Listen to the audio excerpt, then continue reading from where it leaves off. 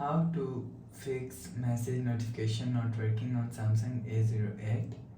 Let's start the video. First of all, if you want to fix this problem, go to app library. Here click on settings app. Now in setting, scroll down and click on apps. After click on apps, scroll down and search messages app from here. Click on messages app. If you want to fix this problem, so force stop messages app. After force stop messages app, go back to home screen. You will see your problem is solved. But if it not solved,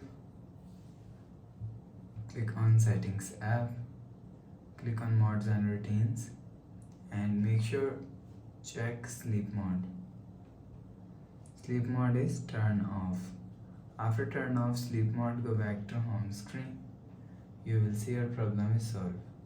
But if it's still not solved, again click on settings app, click on notifications, and click on do not disturb and turn off do not disturb mode. You will see your problem is solved. But if it doesn't fix this problem, so last option is reset all settings. Click on settings app, scroll down to end, click on general management and click on reset and reset all settings. Enter phone pin, click on continue, again click on reset. You will see your problem is solved. So please subscribe for more new latest videos. Thanks for watching.